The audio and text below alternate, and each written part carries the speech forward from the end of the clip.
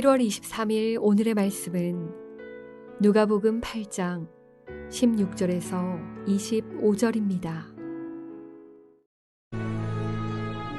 누구든지 등불을 켜서 그릇으로 덮거나 평상 아래 두지 아니하고 등경 위에 두나니 이는 들어가는 자들로 그 빛을 보게 하려 함이라. 숨은 것이 장차 드러나지 아니할 것이 없고 감추인 것이 장차 알려지고 나타나지 않을 것이 없느니라. 그러므로 너희가 어떻게 들을까 스스로 삼가라. 누구든지 있는 자는 받겠고 없는 자는 그 있는 줄로 아는 것까지도 빼앗기리라 하시니라. 예수의 어머니와 그 동생들이 왔으나 무리로 인하여 가까이 하지 못하니 어떤 이가 알리되 당신의 어머니와 동생들이 당신을 보려고 밖에 서 있나이다. 내 어머니와 내 동생들은 곧 하나님의 말씀을 듣고 행하는 이 사람들이라. 하루는 제자들과 함께 배에 오르사 그들에게 이르시되 호수 저편으로 건너가자. 이에 떠나 행선할 때에 예수께서 잠이 드셨더니 마침 광풍이 호수로 내리침에 배에 물이 가득하게 되어 위태한지라. 제자들이 나와 깨워 이르되 주여, 우리가 죽겠나이다. 한데 예수께서 잠을 깨사 바람과 물결을 꾸짖으시니 이에 그쳐 잔잔하여지더라. 너희 믿음이 어디 있느냐? 그들이 두려워하고 놀랍게 여겨 서로 말하되 그가 누구이기에 바람과 물을 명함에 순종하는가? 그들이 가로등이 없는 골목들을 지나가다 보면 여전히 그곳에는 쓰레기들이 쉽게 버려지는 것을 보게 됩니다.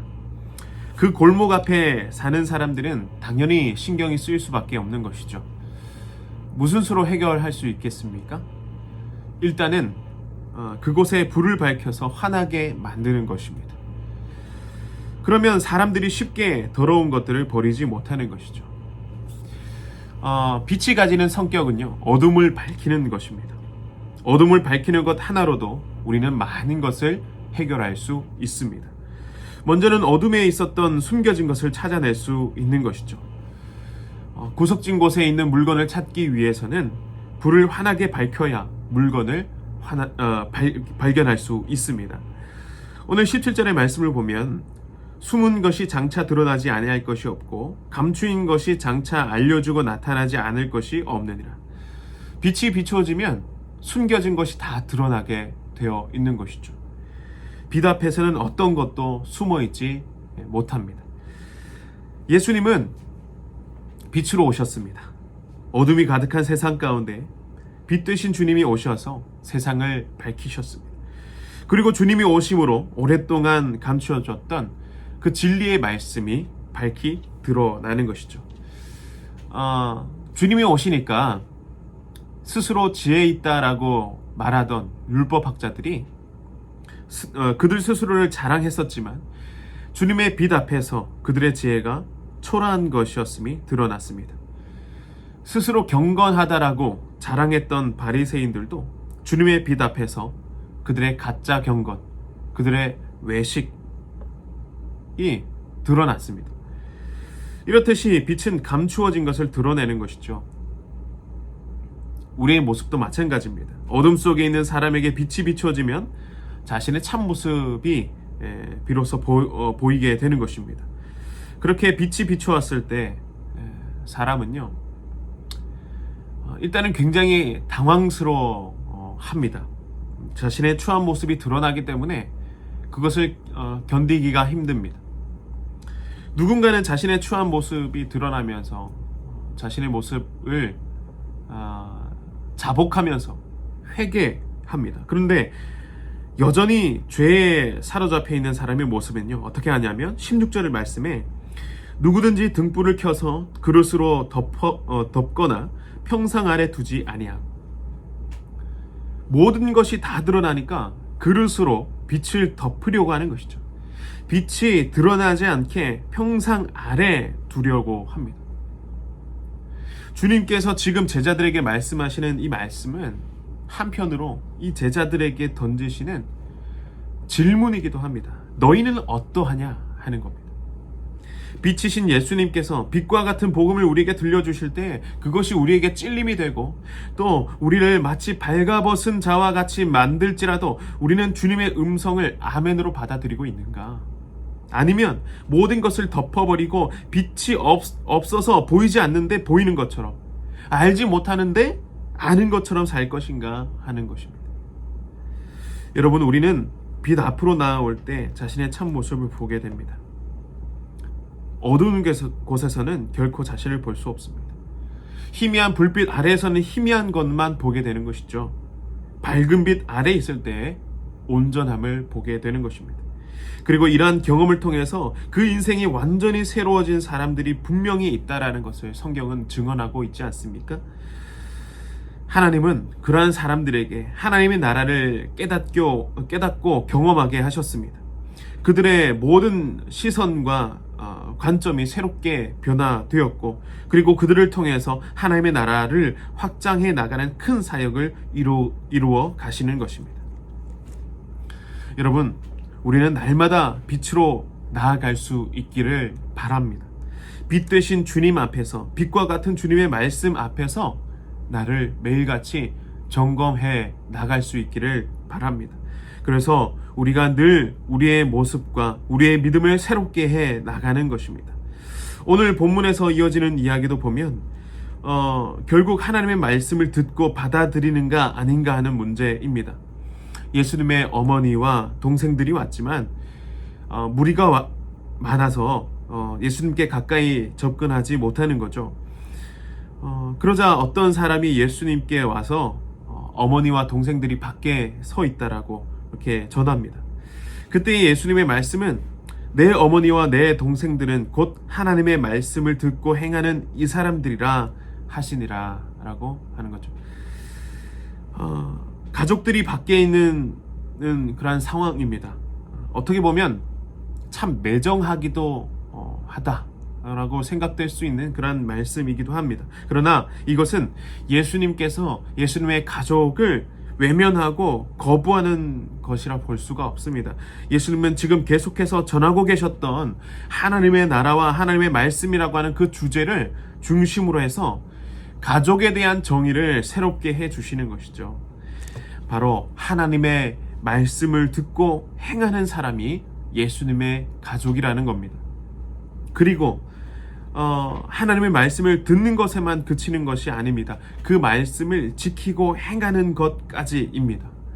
마태복음 7장 21절에 예수님께서 말씀하십니다. 나더러 주여 주여 하는 자마다 다 천국에 들어갈 것이 아니요 다만 하늘에 계신 내 아버지의 뜻대로 행하는 자라야 들어가리라. 여러분, 하나님 나라를 경험하는 것은 말씀을 듣고 행하는 것에 있습니다. 우리가 아무리 거창한 일을 하더라도 말씀을 지키고 행하지 않는 것이라면 예수님의 가족과는 상관이 없게 되는 것이죠. 우리가 말씀을 듣고 실천하는 훈련이 바로 예수 제자 훈련입니다. 이러한 훈련들이 우리에게 필요한 이유는 단순히 배우기 위해서, 알기 위해서가 아닙니다. 그의 나라를 삶에서 경험하고 세상 가운데 나타내기 위함입니다. 우리의 가정을 복되게 하고 또 더 나아가서 이 지역과 나라와 열방을 복되게 하는 것은 바로 나 한 사람이 말씀으로 살아낼 때 점차 되어져 가는 것입니다. 그리고 이러한 과정을 위해서 가장 큰 동력이 필요한데 그것이 뭐냐 하면 바로 믿음이라는 사실입니다. 오늘 이어서 나오는 세 번째 이야기에서는 예수님께서 제자들과 배를 타고 이동 중에 일어난 사건을 말씀합니다. 호수에 광풍이 불어 닥칩니다. 배에 물이 차고 굉장히 위태로운 상황까지 가게 됩니다. 제자들이 자신의 능력으로는 제어가 안 되는 것을 아니까 예수님을 찾습니다. 그리고 예수님이 일어나셔서 바람과 성난 파도를 꾸짖자 호수가 잔잔해졌습니다. 제자들이 말합니다. 그가 누구이기에 바람과 물을 명하여 순종하게 하는가 하더라. 자연도 그의 말씀에 순종합니다. 그의 명령 앞에 복종합니다. 하물며 하나님의 말씀 앞에 하나님께 창조함 받은 인간이 하나님 말씀 앞에 순종해야 함이 당연한 것 아니겠습니까? 태초에 인간이 하나님 말씀에 저버린 일 때문에 불순종의 역사가 계속해서 내려져 오는데, 주님께서는 우리를 향하여서 너무나 안타까운 마음을 가지고 오늘 25절에 질문이자 곧 해답을 주시는 것입니다. 너희 믿음이 어디 있느냐? 너희 믿음이 어디 있느냐? 우리가 또 실패자가 되지 않기 위해서는 믿음으로 주님의 말씀을 붙드는 것 밖에는 없다라는 것을 알려주고 계시는 것이죠. 우리 주님은 어떤 분이시기에 그분의 말씀을 우리가 붙듭니까? 폭풍우를 잠잠케 하시듯 모든 혼돈과 공허함과 흑암의 권세를 이기고 하나님의 나라를 가져오신 분이 우리 예수님이십니다. 주님의 말씀은 혼돈과 무질서를 보시기에 좋았더라 톱으로 바꾸시는 말씀입니다. 우리의 삶에 하나님 나라를 누리게 하는 통로입니다. 그래서 주님의 말씀을 믿음으로 반응하며 오늘을 살아내고 있는가, 우리에게 질문하고 계시는 것입니다. 우리에게 하나님 나라를 누리게 하시려고, 하나님과 날마다 동행하게 하시려고 주님께서 오늘도 우리에게 요청하십니다. 여러분, 우리 주님은 어떠한 분이십니까? 우리 주님은 빛으로 오신 주님이십니다. 나의 가족 되어 주시는 주님이십니다. 능력으로 우리의 삶의 질서를 만드시며 우리와 함께 하시는 주님이십니다. 우리가 어떤 삶의 위기가 찾아오더라도 우리 주님의 말씀만을 붙들 수 있기를 바랍니다.